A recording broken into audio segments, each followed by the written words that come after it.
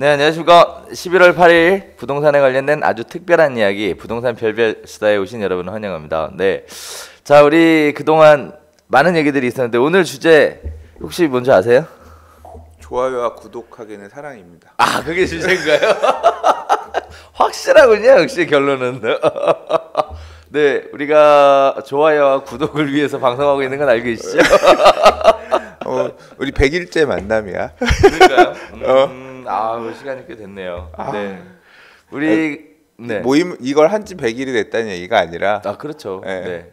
이거 한지 꽤 됐죠, 벌써. 술 먹은 지 100, 파리 부동산 대책 나온다고 머리 싸매고 술 먹은 지 네. 벌써 100일이 됐대요. 그러니까 말이에요. 시간 참 빨리 가요. 그래서 그동안 흰머리도 좀 많이 들으신 것 같고. 요새 아까 딱 오는데 네. 일하시는 분이 네. 그동안 요새 보면 많이 늙으신 것 같아요. 그래요? 네. 피로하고. 부동산 대책 때문에 좀 늙을 일이 있었나요? 전체적으로 근심이 많이 늘었습니다. 근심이 늘었군요. 네. 와, 여러 가지 머리 아픈 일이 많아. 그랬군요. 이 부동산 대책 때문에 좀 근심을 좀 던 사람들이 좀 있을까? 근심을 던 사람? 네, 상대적으로. 정부 관계자들은 좀 근심을 덜었을래나? 그랬을래나? 네, 근데 또 한편으로는 네. 불은 좀 껐다는 느낌도 있으면서 한편으로는 또 여전히 잡히지 않는 부분이 있으니까 네. 이 스트레스라는 게 그렇게 온다면서요. 불확실한 부분, 알지 못하는 부분에 대한 것 때문에 미래에 대한 불확실성. 네. 네. 그게 있어서 지금 뭐 보면 이제 뭐 얘기해야 되는 문제지만 부동산 가격이 거래량이 확실히 줄은 건 맞는데, 그렇죠, 맞는 것 같아요. 보면 뭐 서울 부동산 가격은 다시 상승 반전해서 올라가고 있다 이런 기사들 나오고 있으니, 그렇죠. 예, 좀 신경이 쓰이실 것 같아요. 그러니까 말이에요. 일단 부동산 가격을 좀 잡아보고자 시도를 했었죠. 근데 시발탄이 이제 파리 부동산 대책. 사실 619 대책. 619부터 시작이죠. 네. 619가 워낙 존재감이 없었던 대책이라 이게 너무 파리가 너무 세게 나와서. 그런가요? 619는 패스. 잊혀졌어. 작년 11.3 부동산 대책이 사실 부동산 정책으로서는 이 부양책에서 규제책으로 바뀌는 턴어라운드 전환점이었는데 사실은 그런 건 다 잊혀지고 파리가 너무 세게 한 방에 다 때려버려가지고, 그렇죠. 그것만 지금 그 이후에 9호 대책, 추가 대책 나온 것도 아까 얘기했는데 모르고 계시죠. 이름이 뭐였더라? 그러니까 말이에요. 그러니까. 요즘 워낙에 많아가지고. 그래, 많이 나왔어요. 12사 대책까지 뭐 지난달 말에 나왔으니까. 자, 오늘이 그 뜻깊은 파리 부동산 대책 100일 되는 날이라고. 네, 이렇게 해서 신문 기사에 열심히 떠들어 제끼더라고요. 네. 그래서 오늘 우리도 파리 부동산 대책 100일 지난 총평을 한번 같이 한번 나눠볼까. 저는 해요. 현장 분위기가 진짜 궁금한데, 그래도 이 네오비는 부동산 중개업소 사장님들을 직접적으로 많이 뵙고 얘기를 듣는 일을 하시니까, 그쵸. 현장에서는 저는 이제 좀 제한적으로 부동산 사장님 얘기를 듣는 편이라서 좀 어떤 느낌인지 궁금해요. 지역별로. 일단은 부동산 경기가 안 좋을 거다라는 걸 미루어 짐작하고 있잖아요, 다들. 그래서 서로 안 물어보는 게 예의예요. 그러니까 먹고 살기 힘든데 어때요? 물어보면 그렇죠. 네가 장난하나 뭐 이렇게 나올까봐. 모르고 물어보냐 그거를 뭐 이런 식으로 얘기 나올까봐. 네, 그래서 모른다는 얘기구나. 결론이 그런가요? 네. 그거를 굳이 여쭤보지 않아도 사실 제가 개인적으로 알 수 있는 방법이 크게 세 가지 루트가 있는데, 세 가지나. 일단 첫 번째는 저희가 법무사 사무실 운영을 하고 있잖아요. 네. 부동산 거래와 수반돼서 사실 어떤 수익이 만들어지는 업종이 크게 네 가지가 있어요. 하나는 법무사, 대출, 그렇죠. 그다음에 대출 상담사, 그다음에 세무사, 그렇죠? 양도소득세, 그다음에 공인중개사. 이게 크게 네 가지 업종 맞나요? 그렇죠. 물론 뭐 부수적으로 이사는 뭐, 근데 전월세도 있으니까. 그렇죠. 이사 뭐 그다음에 뭐 도배장판 뭐 이런 것도 있겠지만 크게 이제 사자 붙으신 분들 중에는 네 종류의 분들이 계시는데, 아시다시피 저희가 법무사도 있죠? 세무사도 있죠? 대출 상담사도 있죠? 월세 내기 힘들겠다네. 네. 거래가 딱 주면서 월세 내기 힘들다는 얘기구나. 그렇습니다. 아주. 어떡하냐. 요새 없어요. 다들 사무실에 계세요. 거래량이 정말로 급감했다고. 매수 이게 지역별로 좀 되게 차별화되는 것 같아요. 안 그래도 사실 뭐 여러 가지 얘기를 좀 드릴 수 있겠지만 일단은 거래량하고 가장 밀접적으로 관련이 있는 게 이제 공인중개사업인데 공인중개사업들은 현재 요새 경기가 어때요?라는 걸 물어보는 것 자체가 실례인 상황까지 와 있어요. 예, 그래서 참 미안한 질문이기도 해요. 어차피 경기가 죽었을 거라는 게 뻔한 상황이기 때문에. 자, 그다음에 또 미뤄 짐작할 수 있는 게 이제 법무사인데 법무사 같은 경우에도 요새 경쟁이 워낙에 많아서 그닥 수익이 좋지 않아요. 옛날에 뭐 하고 다르게 수익이 좋지 않은 상황입니다만 법무사 사무실 같은 경우에 통상 보면은 하루에 그래도 뭐 잔금 등기가 3개에서 뭐 많으면 뭐 한 5개 이 정도까지 꾸준히 있어 왔는데 없어요. 그냥 있어요. 그냥 사무실에 그냥 계세요. 많아봐야 한 개? 2개? 뭐 이 정도면은 거의 뭐 개점 휴업이라고 봐야 돼요. 지금 상황이. 큰일이네. 이것이 큰일인 거죠. 예. 그리고 세무사들은 이제 아무래도 뭐 양도소득세 관련돼서 업무를 보긴 하는데 일단은 세금을 또 많이 오픈이 돼가지고 이제 보통 직접 신고하시는 분들도 꽤 있어요. 예, 근데 갈수록 줄어들고 있는 상황이고 대출 상담사 같은 경우에는 사실 지금 12사 대책, 예, 그 신DTI 적용 관련해서 문의는 있는데 뭐 해줄 방법이 없어요. 안 된다는 게 답이니까. 그것도 그러고 거래가 발생해야지 그렇죠. 대출도 발생하는데, 그러니까 선행 계약이 없다 보니 그렇죠. 이제 후속 대출 발생도 적죠. 안 되고 그렇죠. 있다. 그러니까 대출이 감소하는 대출 증가량이 감소하거나 뭐 또 이제 그런 모양새가 되겠네. 그러니까 말이에요. 우리 월급 나가야 되는데 큰일입니다. 저희가 개인적으로 이제 종합부동산 서비스에 관련해서 관심이 많아요. 그래서 사실 이렇게 여러 종류의 분들이랑 같이 팀을 꾸려서 일을 한 지 꽤 됐거든요. 근데 요새처럼 심한 적은 없는 것 같아요. 그래서 가장 어려운 시기인 것 같습니다. 제가 그 힘드시다는 마음이 와닿아요? 네, 와닿아. 지금 진짜 다들 너무 힘든 것 같아요. 그러니까 말이에요. 네. 그래서 이런 생각이 좀 들기는 해요. 파리 부동산 대책이 과연 누구를 위한 대책이었나 이런 생각이 좀 들기도 하고 한편으로는 과연 그렇게 해서 부동산 가격은 잡았으며 또 뭐 무주택 서민들이 부동산을 취득할 수 있는 좋은 기회가 됐는지 이런 것도 한번 되짚어보는 그런 시간이 오늘 됐으면 좋겠습니다. 일단은 지금 보면 네. 그 양극화가 심해지는 모양새인 것 같아요. 그렇죠. 네, 지금 뭐 일단 그 제가 부동산 가격 관련해서 지역별로 이제 KB 부동산 지수를 가지고 네네. 그 소스가 보니까 KB 부동산 주간 시계열이라 그래서 이제 KB에서 발표하는 그 가격 등락폭 가지고 이제 그걸 도표화해서 해놓은 거를 올려주시는 조사원 연구원 분이 계세요. 그래서 이제 그 내용을 봤는데 지난주 대비 이 서울 수도권에 서울 안에서도 인기 지역들 같은 경우는 상위 상승률 탑 10에 올라서, 그러니까 상승 반전에서 상승으로 지금 빨갛게 타오르고 있고, 지방 같은 경우는 이제 하락은 파란색이거든요. 네네. 파래. 시퍼래요. 네, 서울은 전체적으로 빨간다. 개 중에 인기 지역들이 아주 새빨갛고 이제 그런 식으로 모양새가 나타나더라고요. 그래서 이게 물어보면 그래요.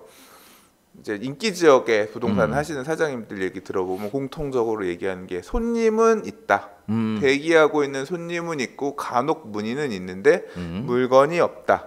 그래서 거래가 안 돼요. 그래서 뭐 물건이 안 나오는 상황이라 그냥, 그러니까 물건이 안 나온다는 얘기는 터무니없이 높은 호가를 부르는 물건 외에는 네. 이 매수 호가, 그러니까 매도 호가, 매수 호가 간극이 어느 정도 맞춰지는 물건 정도, 그 수준에서 이제 물건이 없다는 얘기겠죠. 그렇죠. 네. 그래서 이제 그렇다고 얘기를 하고 그렇지 않은 지역은 당장 보면 이제 제 아는 분들 같은 경우도 보면 매수 문의가 그렇게 없고 그냥 대충 떠보는 이제, 그래서 저도 이제 카톡방, 온라인 카톡방, 부동산 스터디 카톡방도 있고 네. 이런 분들한테 얘기를 들어보면 이런 분들의 얘기, 물어보는 사람들의 정체가 뭐냐면 조정을 받았나?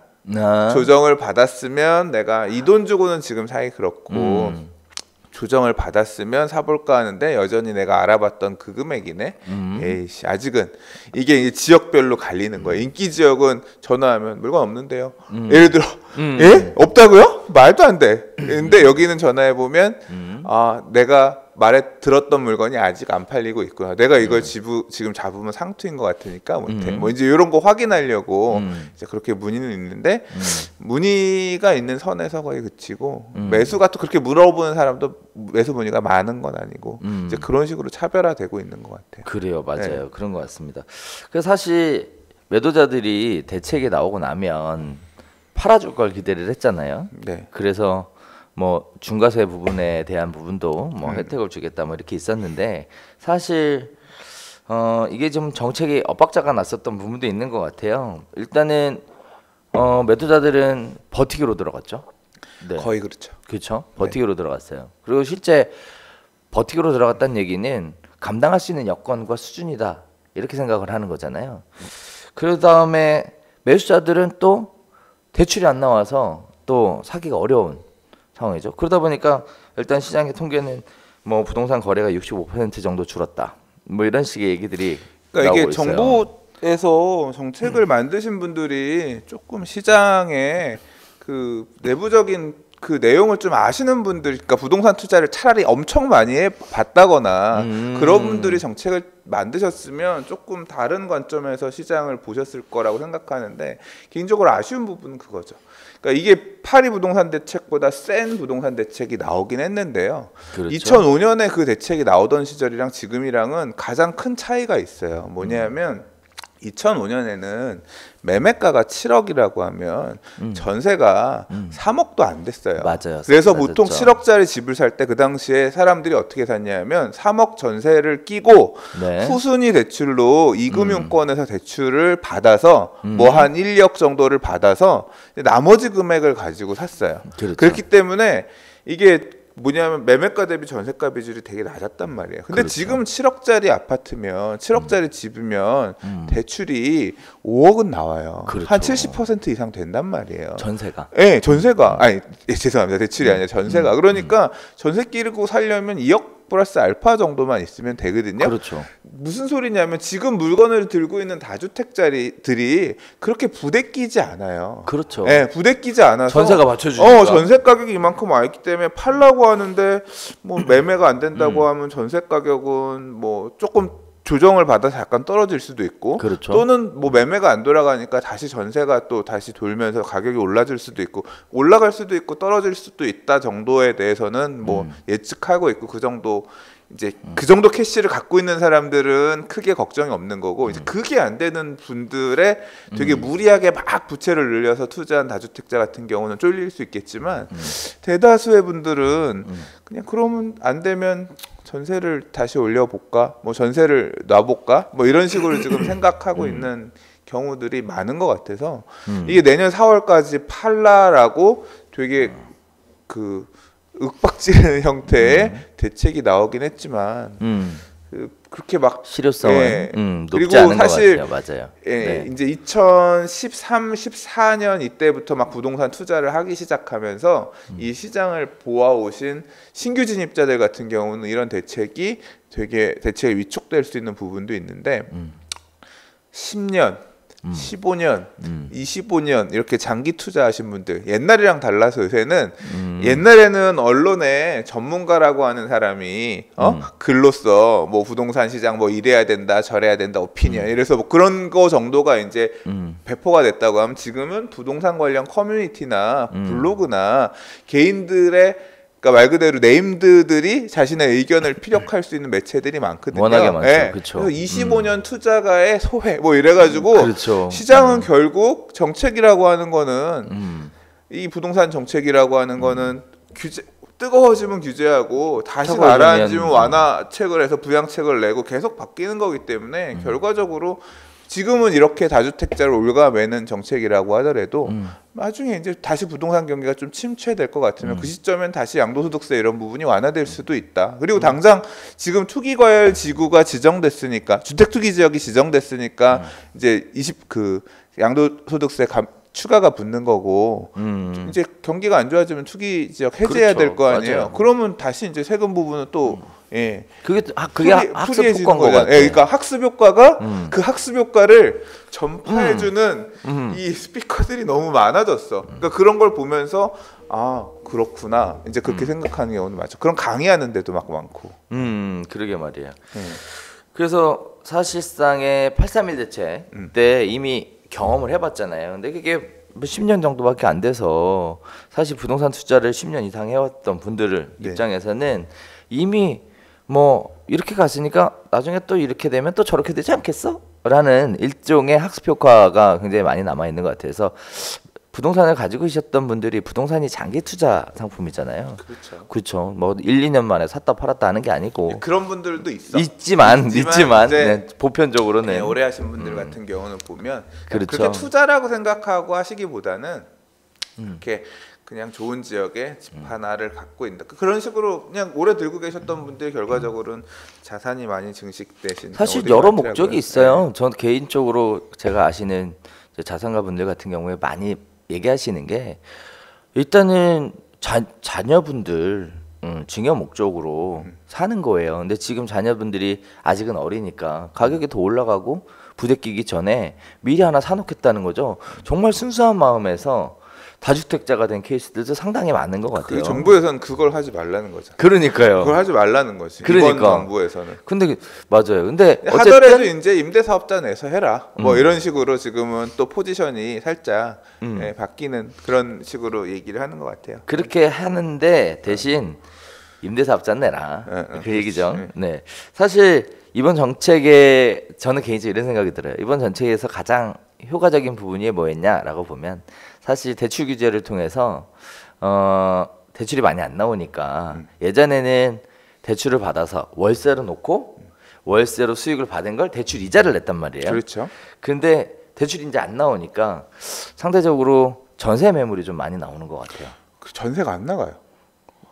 보면 그래서 사실 그게 아까 그 얘기를 하려다 깜빡 잊고 안 했는데 그래요? 그러니까 부동산 사장님들 얘기해 보면 매매가 안 되면 전세라도 돌겠지라고 해서 전월세를 이제 쓸 생각을 이렇게 하고 준비하고 있는데 전세 찾는 사람도 별로 없는 거예요. 그래서 전체적으로 전세가 안 빠져서 머리 아프다는 얘기가 뭐 지역 막론하고 나오는 거예요. 그건 아직 시간이 안 된 것 같아요. 시기적으로. 왜냐하면은 전세라는 거를 사실 매매가하고 전세가가 차이가 얼마 안 나잖아요.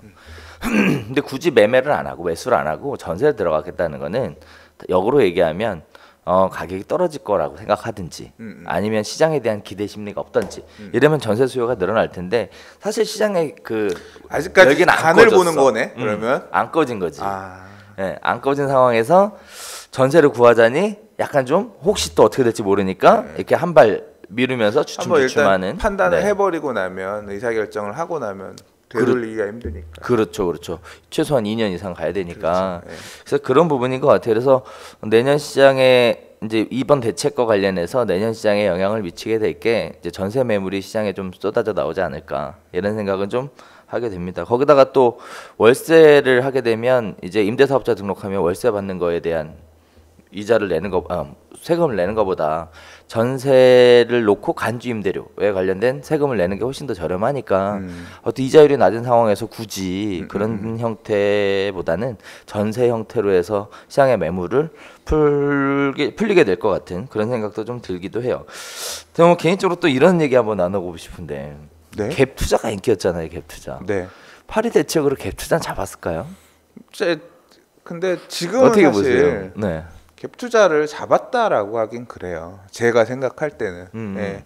왜냐하면 그러니까 갭 투자라고 하는 게 결국 전세 가격이 받쳐줘야죠. 예, 전세 가격이 받쳐주지 않으면 하기 힘든 건데 그 대책에서 뭐 가계부채 대책으로 갭 투자를 잡을 수 있을 것처럼 얘기를 해놨지만 저는 사실 그 부분은 잘 이해가 안 되는 상황이고 다만 이제 지금 정부에서 되게 효과적으로 작용하고 있는 게 자금 출처 조사를 하겠다는 분. 그래서 이제 9월 26일인가부터 그 이후부터는 우리가 이제 부동산 거래 신고할 때 3억 이상 주택 같은 경우에 이제 자금 조달 계획 입주계획 넣게끔 맞아요. 해놨잖아요. 이제 그 부분이 되게 효과적으로 작용을 하면서 그러니까 그걸 기록을 하게끔 해서 투기하려는 사람들이 있으면 그 내용 보고서 의미 없이 주택을 여러 개를 늘려서 하겠다는 모양새를 보이면 네 돈줄 어딘지 한번 캐보겠다 이런 식으로 이제 그런 부분들이 조금 실제 투자를 공격적으로 하고 싶은 사람들한테도 움츠려들게 하는 그렇죠. 세무서가 한번 사봐 이러고 딱 버티고 있는 모양새인데 그렇죠. 어떻게 쉽게 사겠어요. 사실 그런 부분이 오히려 더 효과적으로 작용하고 있는 것 같고요. 사실 좀 뭐랄까요, 현실적으로 좀 이해가 안 됐던 부분들은 좀 일부 아주 극소수의 사람들은 좀 지나친 부분도 있었어요. 집을 뭐 100개씩 갖고 뭐 한다 뭐 이런 사람들이 있었으니까. 제가 그 얘기를 2013년에 들었거든요. 네. 2013년에 이미 100채 정도를 그렇게 돌려서 네. 이 수도권 쪽의 아파트들 뭐 500만 원, 1000만 원짜리 1000만 원 가지고 갭 투자하는 그런 식으로 해서 했다는 얘기를 그 당시에는 갭 투자라는 얘기가 없어서 예, 제가 카페에다가 글 써놓은 걸 보니까 2013년이에요. 그러니까 2012년 13년에 그걸 한 사람의 얘기를 전해 들었던 거죠. 그래서 제가 그거를 레버리지 투자, 레버리지 무슨 투자 뭐 이런 식으로 썼던 것 같은데 이게 이제 불과 몇 년 사이에 되게 보편화됐고 많은 사람들로 하여금 관심 갖는. 근데 그런 거 하는 사람들이 또 문제라고 하기엔 대충 보면 그러니까 이건 좀 약간 그런데 그 사람들 다 임대사업자 내요. 내요. 예, 그러니까 오히려 제도권 안에 있어 그 사람들은 그런 식으로 투자하는 사람 애초에 뭐 이렇게 그렇게 할 생각 안 하고 세금 다 내는 거예요. 그렇죠. 예, 그래서 아예 그냥 여러 채를 갖고 하는데 임대사업자 내고 등록하고 소득세 내고 이런 식으로 하는 사람도 있더라고요. 예. 그래요. 뭐 세금 많이 내시고 해주시면 뭐 일단 좋죠. 네, 세금을 안 내고 하시는 분들이 문제인 것 같은데. 그래서 지금 부동산 거래가 침체가 되어 있는 상황이고 가격은 쉽사리 빠지지 않는 상황인 것 같아요. 특히 지방 같은 경우에는 좀 가격이 하락하는 추세로 돌아선 것 같지만 서울 특히 인기 지역의 가격 상승은 지속적으로 이루어지는 것 같습니다. 근데 지방도 그래요. 이 얘기를 죄송한데 말 끊어서 지방도 보면 다 하락이 아니야. 그렇죠. 양극화라고 하는 게 그 동네에서도 핫한 지역들 말 그대로 인기 주거 지역들 있잖아요. 그런 데들은 여전히 빨간불이 있어요. 그러니까 이걸 보면 이게 수도권도 안 좋다라고 하지만 그 안에서도 인기 지역은 그러니까 상승반전해서 지금 모양새가 나오고 있는 거 보면 진짜 양극화의 형태가 그래프상으로 나타. 그 지역 안에서도 내가 이 동네 좋은 동네 집 하나 갖고 있고 약간 사이드 외곽에 하나 갖고 있으면 이거는 팔려고 자꾸 내놓고 이거는 그냥 들고 가려고 하고 이걸 살려는 사람들은 있는데 이거는 살려는 이런 모양새가 조금 심화되고 있는 그런. 그러니까 사람들이 선호하는 거주지가 따로 있다는 거잖아요, 주거지가. 그죠? 여러 개를 갖기는 힘든 상황인 거니까 우량한 거 하나로 합치겠다 이런 트렌드가 가속화되고 있는 것 같아요. 그래요. 그래서 지금 강남권 분양 시장이 여전히 활기를 띠고 있는 것으로 나오고 있습니다. 재건축 단지 중심으로 해서 뭐 청약이 굉장히 높은 것 같아요. 네. 이게 아무래도 이제 청약 관련해서도 이제 파리 부동산 대책 이후에 바뀐 게 이제 원래 이제 투기과열지구가 지정이 되면 가점제가 75% 국민주택 규모 이하는 가점제 75% 반영이 되면서 가점 우선으로 이제 주택 공급을 하게 되거든요. 근데 이제 대책에서 아예 그냥 가점 100%에서 무주택 오래 있었던 사람들한테 더 우선적으로 집을 줄 수 있도록 이렇게 바꾸겠다고 했어요. 그래서 이제 지금 그게 적용이 된 단지들의 결과가 나오는데 이게 뭐 그 내용이 바뀌었다 하더라도 실제로 청약 통장 자체는 여러 번 써먹을 수 있는 지금 그게 아닌 게 돼버린 거라서 그 하나를 가급적이면 차익이 많이 낼 수 있는 곳 보이는 곳에 넣겠다라 그래서 쏠림 현상이 되게 심해진 게 하나예요. 그러니까 강남 지금은 이제 HUG가 그 분양가를 일단 핸들링을 하잖아요. 분양가가 높으면 주변 분양했던 것보다 분양가가 몇 % 이상이면 보증을 안 해주는 형태로 해서 안 해주니까 강남 같은 경우는 주변 시세에 비해서 일반 분양가가 가격 차이가 좀 싸면 당장 당첨만 되더라도 뭐 억대 프리미엄을 기대할 수 있다 보니 강남 안에는 진짜 청약 통장이 뭐 550대 1 이런 청약 경쟁률이 몰리는 거고 상대적으로 이번 주 지난주에 분양했던 청약했던 단지들 같은 경우에는 이제 메인 권역이 아니라 약간 이제 뭐 은평구 안에서도 이제 예를 들자면 예전에 이제 수색 4구역, 그러니까 수색 증산 뉴타운, 수색 4구역 이런 데에 비해서 이제 응암 쪽 이쪽에 살짝 은평 안에서도 약간 선호도가 떨어지는 지역 분양을 했는데 청약 경쟁률이 그 시절보다는 조금 낮게 나왔거든요. 분산이 되면서, 그러니까 사람들이 청약 통장이 그만큼 소중하니까 아무데나 쓰지 않고 조금 좋은데 차익이 딱 눈에 보이는데 찍으려고 하는 것 같다. 그게 하나고요. 그리고 여전히 또 사실은 또 청약 통장 속에서 여전히 유동성이 보이는, 뭐라고 해야 될까요? 투기 수요가 움직이는 게 보인다고 해야 되나? 먼저 어저께 이번 주에 저기 청약했거든요. 송도. 인천 송도요? 네, 송도에 200세대 남짓 때는 SK 뭐 뷰 센트럴인가 아무튼 뭐 분양을 했는데 한 200세대 남짓 때요. 이게 거기는 전매가 송도는 되잖아요. 지금. 예. 네. 청약 가점 커트라인이 몇 점 나왔는지 아세요? 70점 나왔어요. 전매가 가능하고, 그러니까 경쟁률도 몇백 대 1이 나오고요. 가점 커트라인이, 그러니까 뭐냐면 여전히 청약 통장을 써서 당첨시켜서 프리미엄 받고 팔아야지 하는 전국 투자. 수요가 막 지금 송도로 이제 그 풀려 있는 데는 간 거죠. 이제 그거 나왔으니까 좀 있으면 또 규제 들어가고 하겠죠. 그러게 말이에요. 저는 이런 생각도 들어요. 분양권 투자가 이렇게 투기를 만들어내는 주범이다라고 했으면 사실 청약 가점제로 이렇게 해서 하겠다. 뭐 거기까지 좋거든요. 이런 거 왜 안 하나 모르겠어요. 왜 부동산을 사는 사람들이 그 자금 출처가 어디서 나서 사는 거냐만 조사하지 말고 청약하는 사람도 너 입주 자금 계획표 써서 내야 된다. 뭐 이렇게 한마디 빵 발표하면 그 투기 수요는 싹 죽지 않는 거 아닌가요? 뭐 무조건 입주해야 된다고 해버리면? 사실 저는 뭐 알면서 안 하는 건지. 저는 둘 다 나쁘다고 생각하지 않아서 저는 둘 다 비난할 수 없습니다. 이 자본주의의 속성이라고 하는 게 결국 그런 건데, 물론 제가 그렇게 하겠다는 게 아니라 네네. 남들이 그렇게 하는 것에 대해서 저는 비난하지 못하겠습니다. 아, 그럼요. 네. 각장의 사실은 그런 것 같아요. 그 각자의 역할과 입장에 따라서 뭐 이게 옳다고 생각하는 사람도 있고 저게 옳다고 생각하는 사람이 있잖아요. 그래서 서로에 대해 비난하지 않는 게 더 좋은 것 같아요. 뭐 우리도 그렇거든요. 사실 얼마 전에 그 공인중개사 시험 봤잖아요. 네. 이제 좀 있으면 또 합격자 나올 텐데 공인중개사 시험이 그렇거든요. 시험 보기 전에 왜 이렇게 시험이 어렵냐? 이 옷 무슨 공시 수준이다. 막 시험 합격하고 나면 다들 하는 얘기가 그래요. 왜 영어가 안 들어가냐?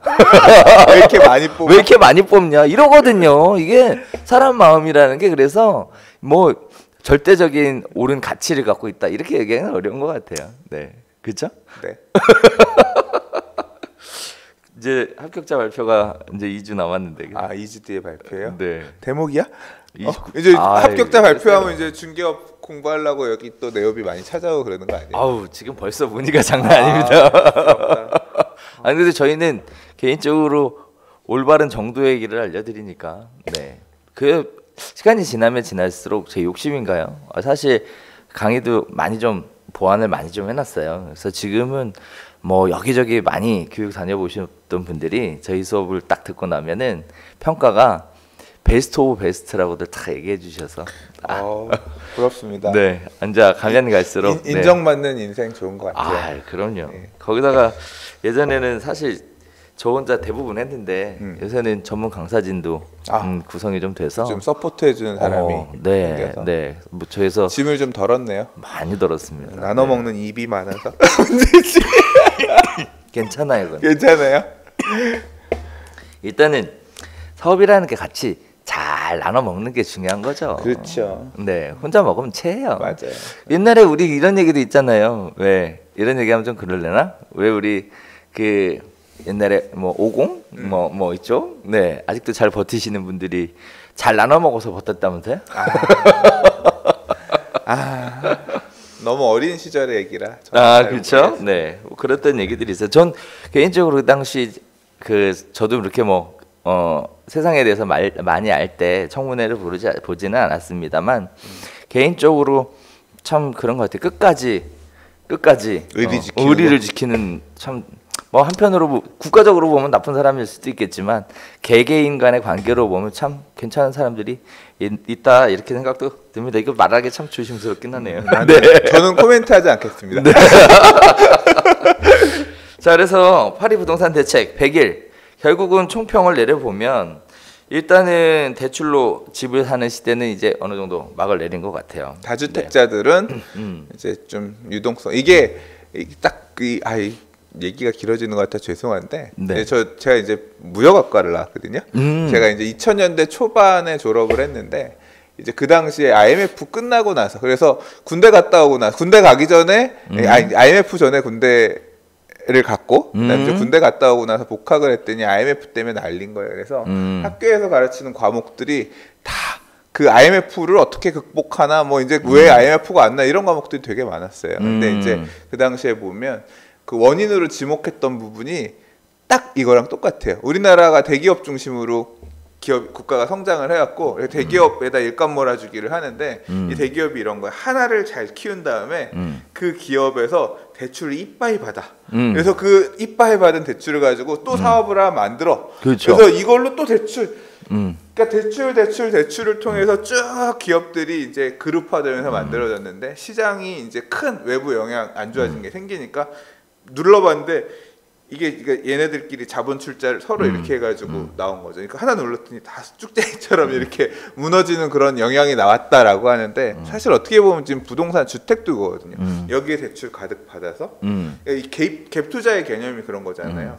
자기 자본이 아닌 타인의 자본을 전세든 월세든 이렇게 해서 여러 개를 끌어가는 모양새였던 거잖아요. 근데 이제 그런 걸 하지 못하게끔 그러니까 결국은 부동산 대책에서도 이제 그 기업이 무너졌던 걸 막기 위해서 그렇게 지금 규제를 하듯이 부동산 쪽도 지금 그런 부분에 따라서 부실화되는 것을 되게 우려하고 이제 그거에 맞춰서 정책을 낸 것 같아요. 그래도 뭐 정상적인 거래가 이루어질 수 있는 수준 정도로 약간 좀 조정을 해야 될 필요는 있지 않을까요? 저는 이게 정책적인 이슈라고 생각하진 않아요. 이게 제가 뭐 이 별별 수다 우리 계속 해와하는 과정의 중간에도 얘기했지만 가격 거래가 안 되는 게 부동산 대책 때문에 그런 것만은 아니고요. 지나치게 많이 올랐기 때문에 숨고르기 하는 영향도 있다고 생각을 해요. 매수자들이 살 마음은 있지만 내가 상투 잡기 싫은 거 왜 상투 잡기 싫겠어요.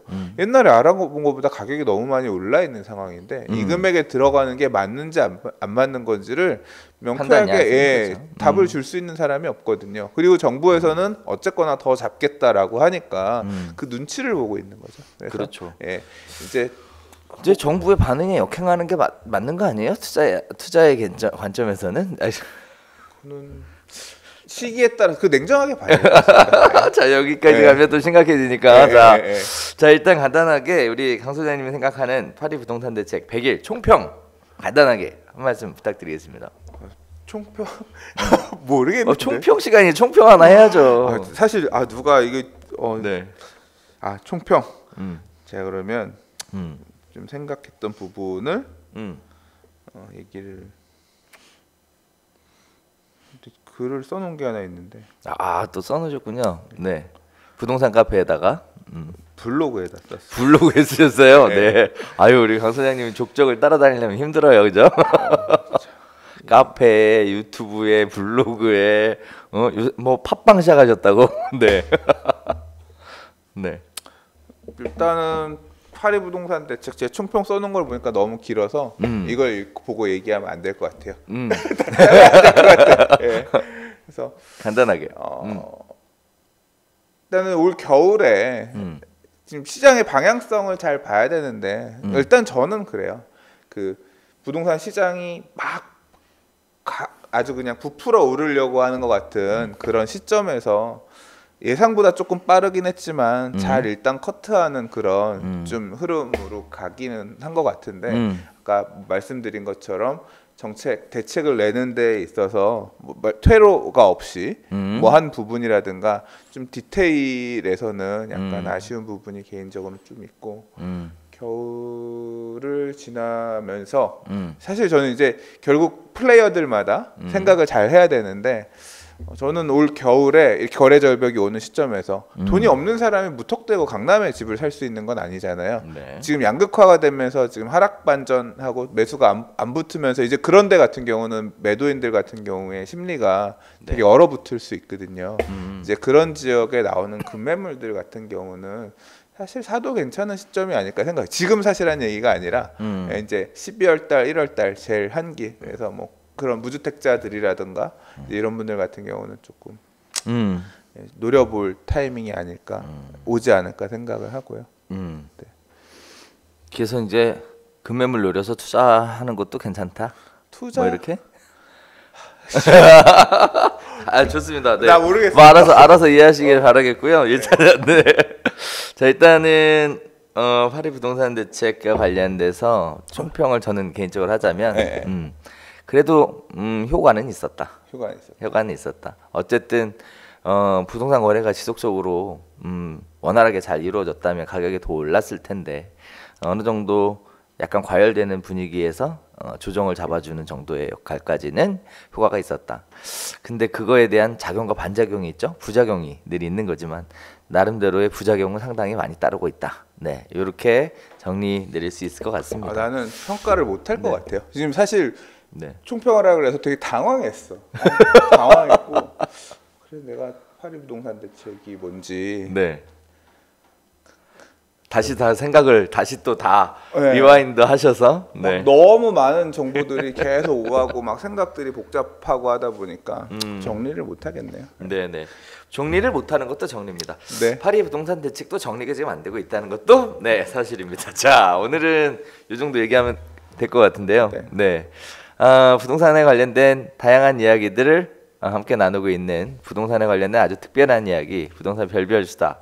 여러분들과 함께 지속적으로 일주일에 한 번씩 진행을 하고 있는데요. 우리 처음 시작할 때 말씀드렸다시피 구독과 좋아요는 사랑입니다. 네.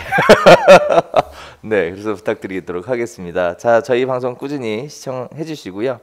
그리고 궁금하신 내용들이 있으시면 댓글 달아주시면 거기에 충실하게 한번 준비해 보도록 하겠습니다. 다만 상황에 따라 옳고 그름은 달라질 수 있으니까 가급적 표현하실 때 익명 뒤에 숨어서 과격한 표현보다는 네, 좀 뭐랄까요 얼굴 보고 이야기하는 것처럼 네, 이렇게 점잖게 남겨주시면 더더욱 감사드리겠습니다. 네, 자 수고 많으셨고요. 우리는 다음 주에 다시 인사드리도록 하겠습니다. 감사합니다.